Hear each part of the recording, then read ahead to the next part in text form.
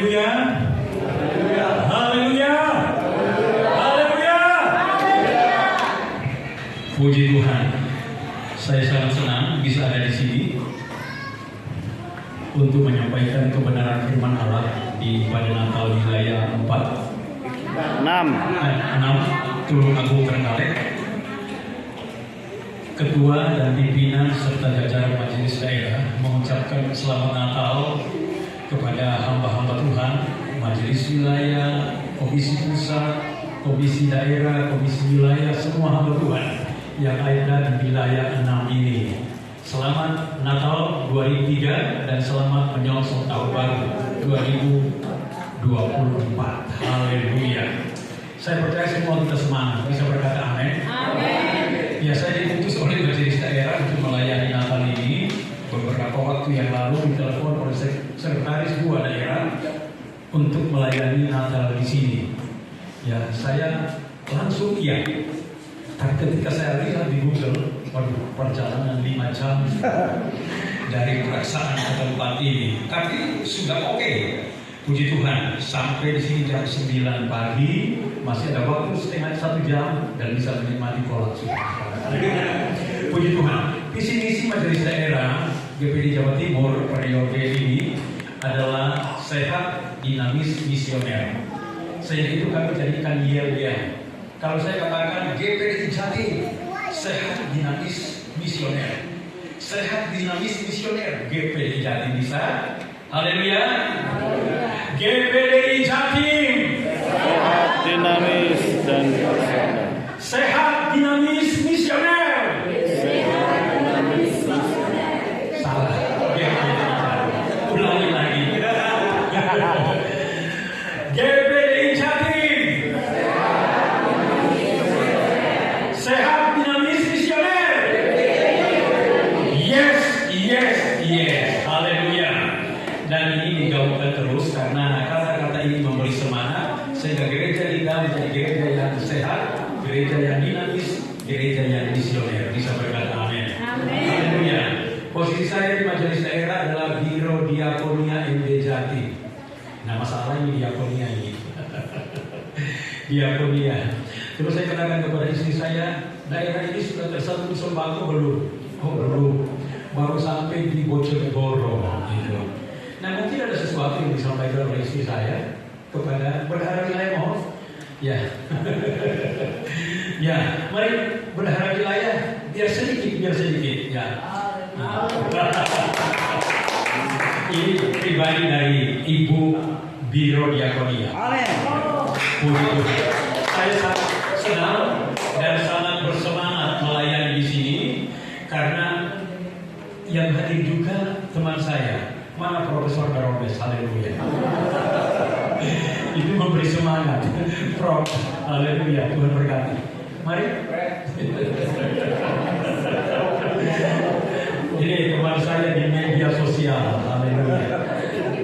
Apa adanya, Pak Bendahara, tergantung dari majelis wilayah. Tuhan berkati. Dapat amplop, pakai tisu, haleluya. Yang penting isinya. Puji Tuhan, puji Tuhan, haleluya. Tema GPD Jatim tahun ini adalah Kristus pengharapan bagi dunia. Nah, biasa saya khotbah itu 1 jam. Kalau saya kuat 2 jam, selebihnya penderitaan. Tapi karena sudah lapar, saudara nggak sampai 1 jam. Haleluya. Kristus pengharapan bagi dunia. Ini tema Natal kita tahun ini. Lukas 2 ayat 29 sampai 32. Kita baca bersama-sama ayat ini. Lukas 2 ayat 29 sampai 32. Ayat ini berkata demikian.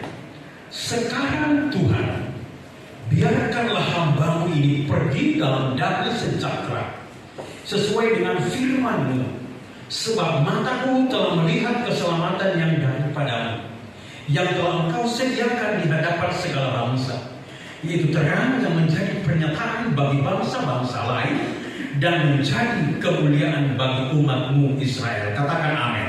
Amin. Saudara-saudara, dalam ayat ini dikatakan bahwa sekarang Tuhan, biarkanlah hamba-Mu ini pergi dalam damai sejahtera.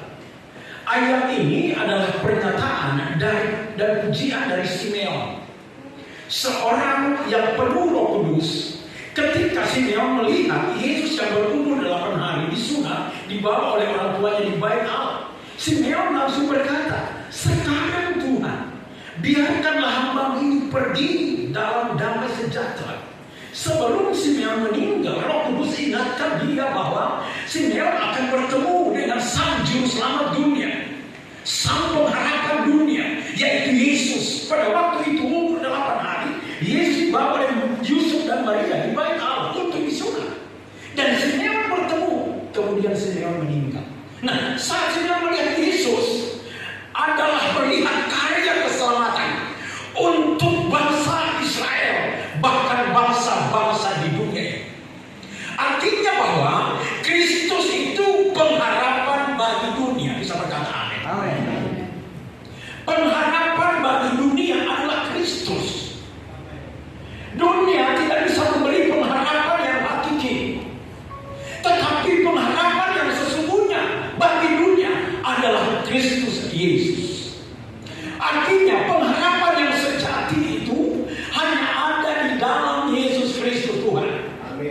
Nah, saudara-saudara, dengan pengertian bahwa hanya di dalam Yesus Tuhan ada pengharapan yang pasti di dunia ini.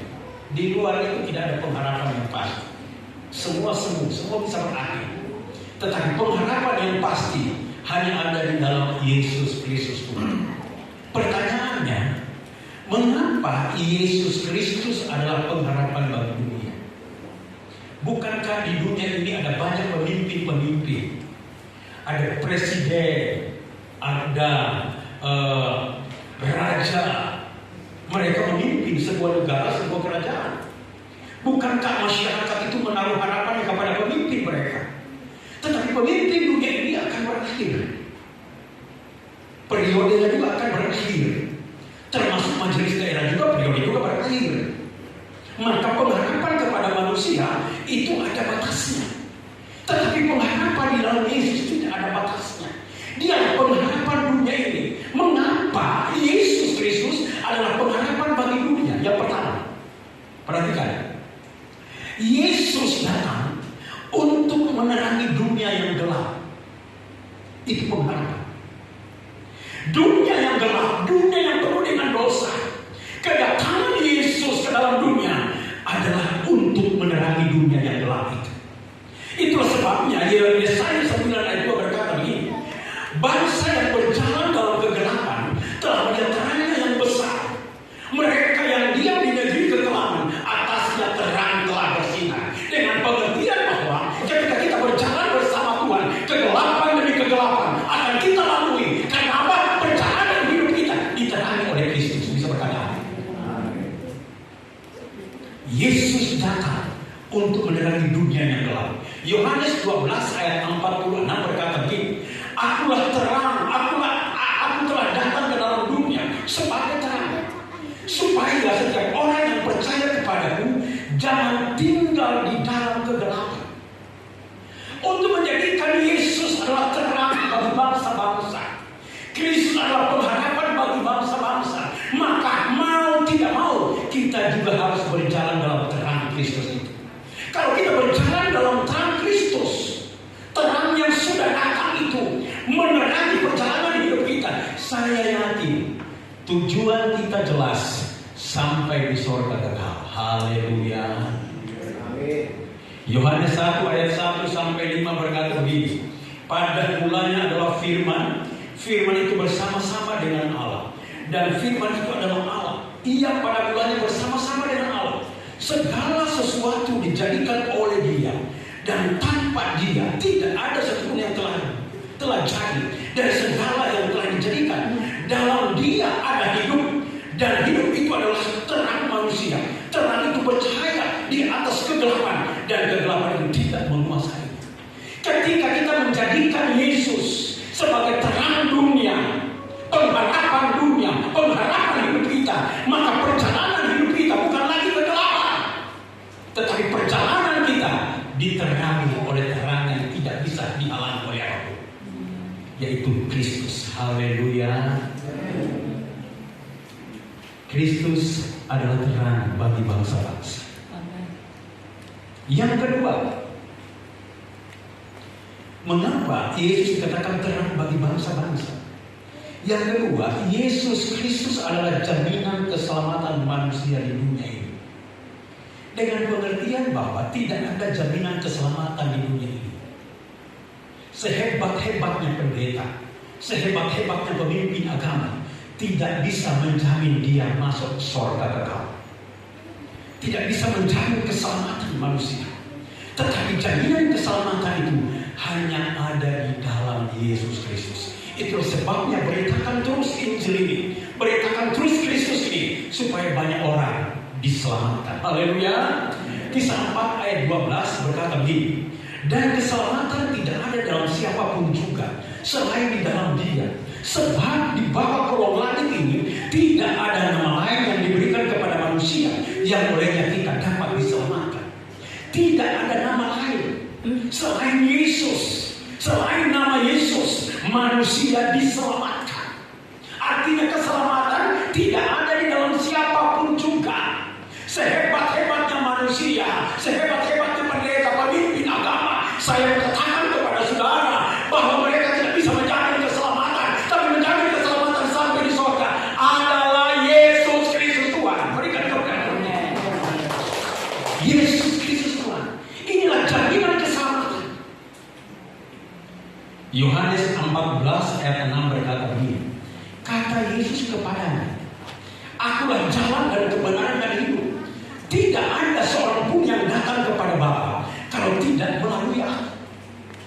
Tidak ada seorang pun yang datang kepada Bapa, sampai kepada Bapa, tempatnya Bapa di surga, kalau tidak melalui Yesus Kristus.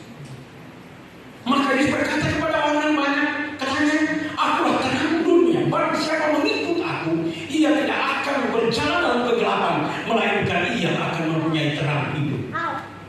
Haleluya. Jaminan keselamatan hanya ada di dalam Yesus Kristus Tuhan. Itulah sebabnya ini dikatakan Kristus terang bagi bangsa-bangsa. Kristus pengharapan bagi bangsa-bangsa. Ketika suatu waktu saya diundang memberi mata kuliah di salah satu pondok pesantren cukup besar dan sangat besar, yang mungkin nomor 2 di Jawa Timur. Mereka mengundang saya untuk memberikan mata kuliah kristologi. Oke? Setelah saya menyampaikan sesi pertama 1,5 jam, kemudian saya buka pertanyaan. Ada yang bertanya, ini sebuah pondok pesantren. Tiba-tiba ada orang menunjukkan tangan. Yang satu bertanya begini, Pak Pendeta, boleh bertanya? Boleh. Dia katakan begini, kok bisa orang Kristen itu pasti masuk surga, pasti selamat sampai di surga? Apakah tidak ada keselamatan yang lain? Saya katakan begini, kalau Anda ke Jakarta, Anda butuh orang pernah ke Jakarta. Kenapa? Kalau Anda belum pernah ke Jakarta, terus ke Jakarta sudah akan kesasar. Maka Anda ke Jakarta butuh orang yang pernah ke Jakarta untuk mengantar Anda ke Jakarta. Beda sekarang pakai Waze, pakai Google dan sebagainya, pakai rambu-rambu. Begitu juga ke surga. Anda ke surga itu butuh orang yang pernah ke surga. Siapa yang pernah ke surga? Pendeta, pemimpin agama tidak pernah ke surga. Tetapi Yesus orang surga jadi manusia, datang ke dalam dunia ini untuk apa? Menunjukkan jalan kepada kita. Supaya apa? Kita dibawa olehnya, ditunjukkan jalan sampai di surga, karena dialah pemilik surga itu. Bisa berkata amin. Amin. Keselamatan hanya ada di dalam Yesus Kristus Tuhan. Tidak ada nama lain. Itulah sebabnya kita berkata, kata Yesus kepadanya, akulah jalan dan kebenaran dan hidup. Tidak ada seorang pun yang datang kepada Bapa kalau tidak melalui aku. Kalau tidak melalui Yesus, maka bangsa-bangsa akan antri ke neraka. Tapi kalau bangsa-bangsa menyembah Yesus, mengakui Yesus sebagai Tuhan dan Juru Selamat, maka Indonesia dipulihkan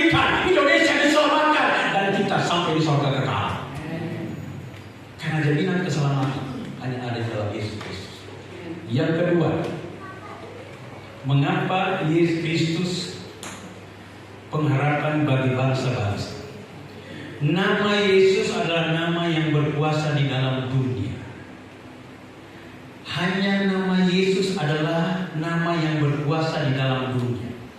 Filipi 2 ayat 9-11 berkata begini, itulah sebabnya Allah sangat meninggikan dia dan mengaruniakan kepadanya nama di atas segala nama, supaya dalam nama Yesus bertekuk lutut segala yang ada di langit dan yang ada di atas bumi dan yang ada di bawah bumi, dan segala lidah mengaku Yesus Kristus adalah Tuhan bagi kemuliaan Allah Bapa. Bisa berkata amin. Nama segala nama sudah didelegasikan kepada Yesus.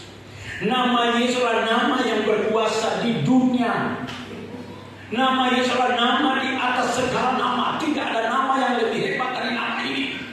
Tidak ada nama yang berkuasa di atas nama ini. Hanya nama Yesus yang punya kuasa, memiliki kekuatan, memiliki kuasa yang dahsyat, yang luar biasa di dunia ini, yaitu nama Yesus.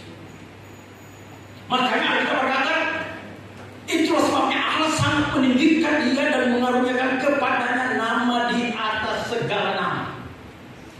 Pernah teologia Kristen digoncang dengan nama YHWH, Yahweh. Oh, kita harus kembali kepada Alkitab. Kita harus sembah Yahweh, YHWH. Bahkan ada banyak gembala Kristen, gembala GPI terseret di dalamnya. Ada beberapa teman saya seangkatan terseret. Mereka tidak lagi menyembah Yesus, tapi di dalam gereja yang mereka fokuskan adalah YHWH. Dalam Kolose pasal 1 dikatakan bahwa di dalam Yesus berdiam seluruh kepenuhan kealahan. Baru-baru kan kita baru adakan seminar Tritunggal. Kepingin mengembalikan posisi kealahan Tritunggal ini. Tetapi saya mau katakan kepada saudara bahwa nama segala nama sudah diberikan kepada Yesus, dengan pengertian bahwa Yesuslah nama segala nama itu. Ketika Yesus disembah, YHWH tersembah. Ketika Yesus diagungkan, maka Adonai, Adonai, Elohim diagungkan. Maka ketika Yesus tersembah, Bapa dan Roh Kudus ikut tersembah. Amin. Karena di dalam Yesus berdiam seluruh kepenuhan kealahan. Makanya ada pertanyaan dari satu murid. Guru, tunjukkan Bapa itu kepada kami. Terus Yesus berkata, kamu sudah sekian lama bersama aku. Masakan kamu tidak mengenal Bapa? Aku dalam Bapa, Bapa yang dalam aku. Ketika kita sembah Yesus, segala nama kealahan di dalam Alkitab, semua itu tersembah. Karena nama segala nama sudah diberikan kepada Yesus. Makanya Alkitab katakan, ketika Yesus ditinggikan, Yesus dimuliakan, dia menarik banyak orang datang kepada. Bisa berkata amin. Itulah keilahian Yesus. Di dalam Yesus adalah nama yang berkuasa di dunia. Tidak ada nama lain yang lebih hebat dari itu. Ketika Yesus disembah, diagungkan, maka nama Allah, Bapa dan Roh Kudus ikut teragungkan. Ketika Yesus disembah, Bapa dan Roh Kudus ikut tersembah. Kenapa? Bapa dan Roh sifatnya roh. Bapa dan Roh Kudus sifatnya roh, tidak kelihatan. Yang kelihatan itu adalah Yesus. Makanya di kitab Wahyu ada satu takhta. Di situ takhta anak domba yang tersembelih. Kenapa tidak ada takhta Bapa? Mengapa tidak ada takhta Roh Kudus?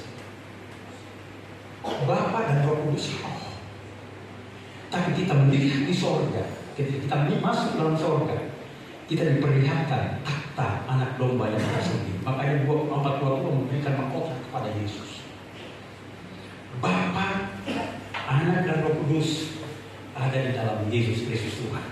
Kenapa ketika kita masuk sorga? Itu pengajaran dari Bapak Pendeta Yesus Nadar. Kenapa kita masuk sorga? kita diperlihatkan dengan anak domba tersebut. Karena di situ kita diingatkan, kalau kita bisa masuk surga, itu karena karyanya Yesus, bukan karyanya kita. Bisa berkata amin? Nama segala, nama yang penuh kuasa. Filipi 2 ayat 9 katakan di situ, itu sebabnya Allah sangat meninggikan dia dan mengaruniakan nama kepadanya, nama di atas segala nama. Nama yang penuh dengan kuasa. Nama yang penuh dengan kuasa ini di dalam nama Yesus dosa diampuni. Tidak ada pengampunan dosa di dalam nama John, apalagi Niko, apalagi Profesor Baromes. Tak ada nama itu. Nama yang mengampuni dosa adalah nama Yesus. Penghalang segala-galanya adalah dosa. Ketika dosa kita beres, kita minta ampun kepada Yesus, dosa diampuni, maka kita berhak menerima janji-janji Allah. Di dalam Yesus dosa diampuni. Ayat itu berkata begini. Di dalam Yohanes 1 ayat 9. Pada keesokan harinya, Yohanes melihat Yesus datang kepadanya dan berkata, lihatlah anak domba Allah yang menghapus dosa dunia. Kisah 2 ayat 38. Jawab Petrus kepada mereka, bertobatlah dan hendaklah kamu masing-masing memberi dirimu dibaptis dalam nama Yesus Kristus untuk pengampunan dosamu, maka kamu akan menerima karunia Roh Kudus. Nama yang mengampuni dosa adalah nama Yesus. Makanya ketika kita membaptis orang, jangan hilangkan nama Yesus. Karena nama Yesus adalah nama yang mengampuni dosa. Haleluya. Haleluya. Nama di atas segala nama, nama yang mengampuni dosa. Dosa beres kalau kita minta ampun kepada Yesus. Dan dia sudah kerjakan di atas kayu salib. Yang berikut nama yang berkuasa ini adalah nama Yesus, penyakit disembuhkan. Coba perhatikan Kisah 3 ayat 6 sampai 7. Tetapi Petrus berkata, emas dan perak tidak ada petaku, tetapi apa yang kupunyai kuberikan kepadamu.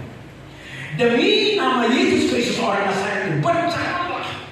Lalu ia memegang tangan kanan orang itu dan membantu ia berdiri. Seketika itu juga kuatlah kaki dan mata kaki orang itu. Bisa berkata amin. Nama ini masih punya kuasa dan tidak ada banyak-banyak perubahan. Di dalam nama ini penyakit disembuhkan. Suatu waktu saya diundang Bamak Putusibau, Kalimantan Barat, untuk KKR 3 malam. Malam pertama KKR di gereja, banyak yang hadir, banyak yang ditolong oleh Tuhan, banyak yang disembuhkan. Malam kedua, saya dibawa di satu tempat. Kok masuk hutan? Saya katakan kepada panitia, ketua Bamak di sana, mau kemana kita? Oh, kita mau KKR. Oh, kok KKR-nya di hutan? Ternyata dibawa di rumah betahan, rumah panjang di Kalimantan Barat, daerah Putusibau. Dari Kalimantan masih jauh sekali, kurang lebih 12 jam. Loh, kok kita mau KKR di tengah hutan? Oh, ternyata dibawa di rumah betahan, rumah panjang, dihuni oleh 100 lebih kepala keluarga. Kemudian kami KKR di situ. KKR di situ, kemudian duduk, ya di karena itu papan, di alas papannya rumah betahan, duduk di bawah, di mana. Tapi bagian depan itu dikosongkan sama mereka. Saya duduk di depan. Ketika sementara puji-pujian berlangsung, tiba-tiba yang duduk paling depan itu juga, yang di belakang kursi kosong, berdiri. Kemudian mereka bergeser ke belakang. Masuklah kurang lebih 10 orang. 10 orang duduk paling depan. Terus saya tanya kepada panitia dan ketua Bapak di sana, itu siapa? Wah, itu kepala dukun. Iya, kalau kepala dukun datang ke sini berarti itu menguji kesaktian iman Kristen. Wah. Selama beberapa menit puji-pujian berlangsung, tiba-tiba ada 1 orang digotong oleh 4 orang masuk depan. Ternyata anak ini dulu lumpuh sudah dari lahirnya. Ujian terus berlangsung. Kemudian saya ambil mikrofon ini kepada pemimpin ujian, stop ujian. Saya membanggakan ini anak. Saya katakan, di dalam nama Yesus berjalan, dalam nama Yesus berjalan, dalam nama Yesus berjalan. Tiba-tiba ini anak bangun. Dia jalan ke sana kemari, jalan ke sana kemari. Yang 10 orang langsung berlutut. Ternyata itu anaknya kepala duku. Oh, puji Tuhan, kata ketua mama. Bisa disembuhkan. Kalau nggak sembuh, oh, dipastikan pendeta yang melayani di sini 1 minggu mati mah. Tapi ini anak disembuhkan secara ajaib oleh Tuhan. Kuasanya masih dahsyat sampai hari ini. Besoknya saya dipanggil di kantor desa menandatangani surat. Apaan lagi surat ini? Saya diberikan tanah 2,5 hektar. Haleluya. Tanah 25.000 di Putus Sibau. Saudara mau ke Putus Sibau, saya kasih. Rupanya masih ada batu bara masih muda. Jadi masih belum bisa diambil karena masih muda. Saya bilang tunggu aja 10 tahun, 20 tahun sudah bisa tua, sudah bisa panen batu bara. Jadi saya jadi pengusaha batu bara. Haleluya. SKT tanah langsung diberikan kepada saya. Kuasa nama Yesus masih ada sampai hari ini. Amin. Beritakan nama Yesus. Jangan diam. Beritakan terus nama Yesus. Kristus pengharapan bagi bangsa-bangsa. Haleluya. Bangsa-bangsa sedang menunggu kuasa nama Yesus ini. Saya katakan kepada saudara, di dalam nama Yesus itu penyakit disembuhkan. Itulah sebabnya mari saudara kita datang kepada Dia yang memiliki kuasa ini, kuasa Yesus. Karena di dalam nama Yesus segala penyakit disembuhkan. Markus 10 ayat 51-52. Tanya Yesus kepadanya, apa yang kau kehendaki supaya aku perbuat bagimu? Jawab orang buta itu, Rabuni, supaya aku dapat melihat. Lalu kata Yesus kepadanya, pergilah, iman telah menyelamatkan kau. Pada saat itu juga melihat ia. Lalu ia mengikut Yesus dalam perjalanan. Haleluya. Ini Bartimeus buta sejak lahir. Murid-murid mencoba menghalangi Bartimeus karena dia teriak, Yesus anak Daud, kasihanilah aku. Murid-murid katakan, diam. Semakin keras dia berseru, Yesus anak Daud, kasihanilah aku. Yesus dengar, berhenti langkahnya dan memanggil Bartimeus. Dan Bartimeus disembuhkan. Kuasa ini masih ada sampai hari ini. GPDI harus memakai terus kuasa ini. Kalau kuasa ini ada dalam hidup kita, banyak jiwa datang kepada Tuhan. Bisa berkata amin melalui pelayanan kita. Saya melayani di Kota Keraksan. Jemaat kami 208 di gereja induk. Saya punya 4 gereja cabang. Di situ semua diselamatkan oleh Tuhan karena pekerjaan mujizat Tuhan. Salah satu pendeta Tato, saudara tahu pendeta Tato? Agus Sutikno, pendeta yang masuk IPD, dari kepalanya sampai kakinya itu tato semua. Dan tidak ada tempat yang tidak ditato kecuali matanya. Pada waktu dia datang kepada saya, karena gereja-gereja sekitar itu menutup pintu begini, oh ini teroris. Tapi dia datang kepada saya. Pada waktu itu dia narkoba berat, karena dia narkoba dia takut semua badan. Dia kata, oh. Saya jawab, iya. Karena memang begitu perkataannya pertama-tama. Saya mau sharing. Oke. Mau sharing dari mana? Saya Agus. Saya mau sharing. Akhirnya dia kalah saudara dan dia TC 2 tahun. Sudah kami. Saya sekolahkan di Ngabrak. Kemudian dia melayani sampai hari ini saya nikahkan. Dia melayani di Semarang. Anak-anak jalannya sekitar 450 orang dia layani sampai hari ini. Dia menangkan banyak jiwa. Artinya Tuhan dapat merubah siapapun engkau. Siapapun jemaat yang kita layani, Tuhan sanggup merubah. Karena kuasa ini tidak ada banyak perubahan. Bisa berkata amin. Nama ini masih berkuasa. Makanya Kristus pengharapan bagi bangsa-bangsa. Yang berikut, di dalam nama Yesus orang mati dibangkitkan. dibangkitkan. Suatu waktu saya adakan doa puasa Ester Nasional di Wisma PGI Bogor. Pada waktu itu Teresia Bokal masih bergabung dengan saya. Sekarang dia sudah memisahkan diri karena kepingin berdiri sendiri, silakan. Dulu dia adalah penasehat saya. Waktu itu dihadiri kurang lebih 154 orang. Pada saat perjamuan kudus, ada satu panitia kecolongan. Dia tidak ikut perjamuan kudus. Dia ke toilet. Tiba-tiba ini ibu jatuh. Dan istri saya langsung keluar. Pak, sudah gak ada nafasnya. Ibu Teresia masuk. Bro John, karena Ibu Teresia itu teman saya. Ibu Teresia yang penggagas doa puasa, doa khusus.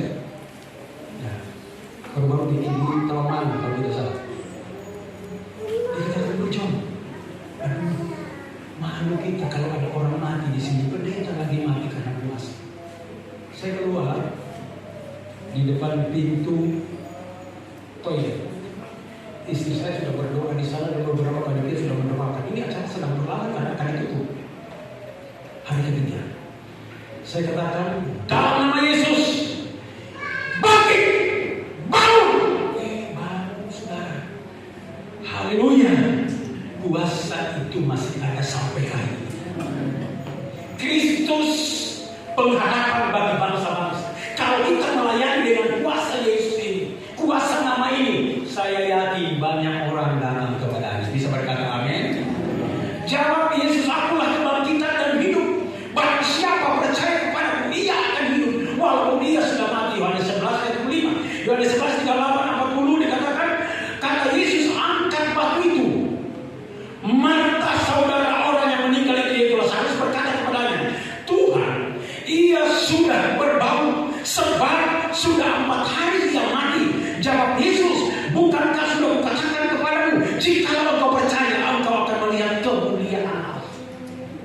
Kuasa nama ini masih berjaya, masih ada, amin. Tidak ada bayang-bayang perubahan. Orang mati pun dibangkitkan.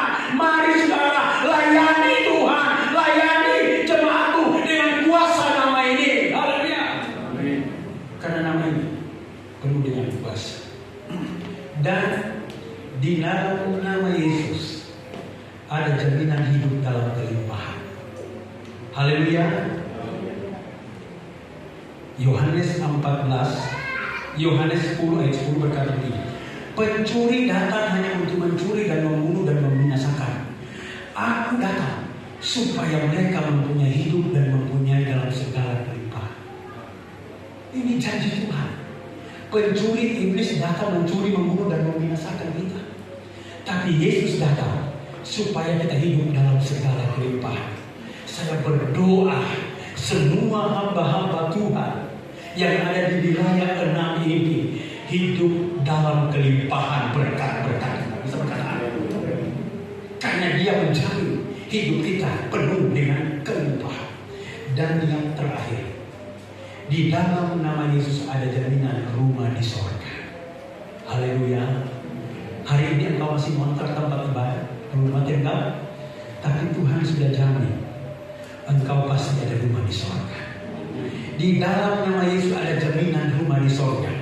Yohanes 14 ayat 2 berkata begini, jangan gelisah hati, percayalah kepada Allah, percayalah juga kepada aku. Di rumah Bapakku banyak tempat tinggal. Jika tidak demikian, tentu aku mengatakan kepadamu, sebab aku pergi ke situ untuk menyediakan tempat bagimu. Ayat 3, dan apabila aku telah pergi ke situ dan telah menyediakan tempat bagimu, aku akan datang kembali dan membawa kamu ke tempatku, supaya di tempat di mana aku berada, kamu pun berada. Kristus pengharapan bagi bangsa-bangsa. Akan banyak orang sampai di sorga kalau dia percaya kepada Yesus, karena di dalam Yesus ada jaminan rumah Bapa di sorga. Suatu waktu saya melayani hamba Tuhan meninggal di Banyuwangi, kemudian keluarganya nangis, bersedih. Saya bilang tidak perlu bersedih. Kenapa? Karena ibumu, mamamu tempatnya di surga sudah selesai.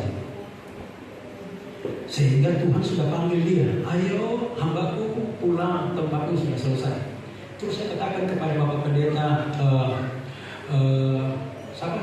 Yang ketua dua, sekretaris dua, Samuel Angko. Kenapa Pak Samuel Angko belum dipanggil-panggil sama Tuhan? Karena tempatnya belum selesai. Saya bilang begitu. Artinya begini Bapak Ibu,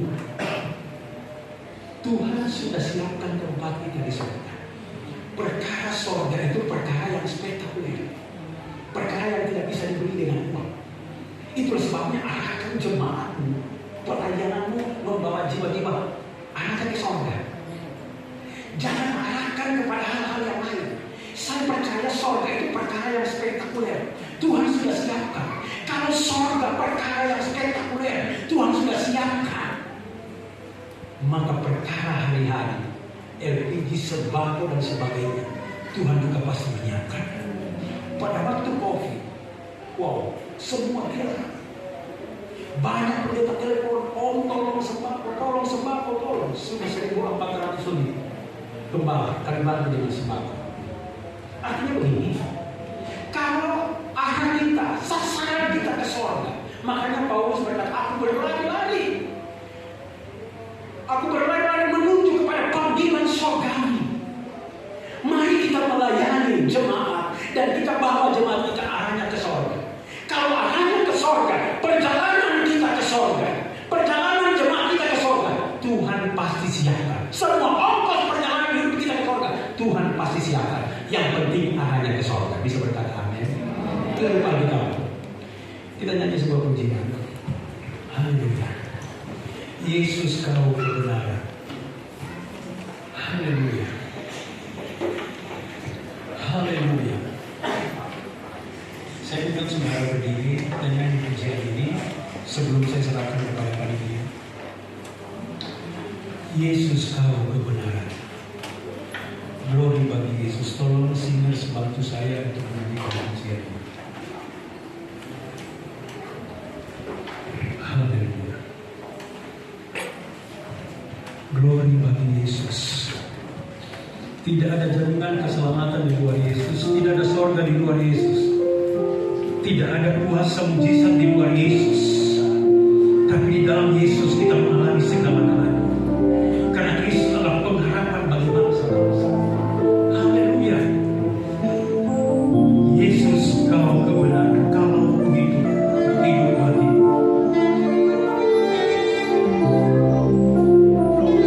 Yesus. Glory bagi Yesus. Kau kebenaran.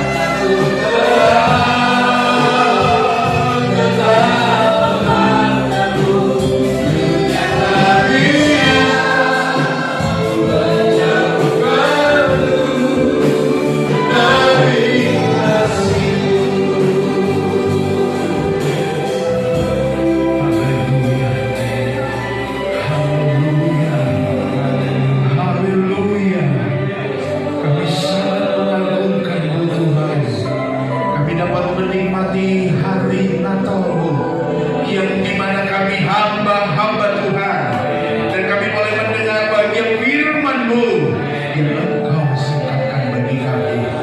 Kami harus terus kuat melayani-Mu. Kami harus terus menaruh harapan hanya kepada Tuhan, karena harapan kami tidak pernah menjadi sia-sia. Hidup kami menjadi hidup yang terus melayani Tuhan.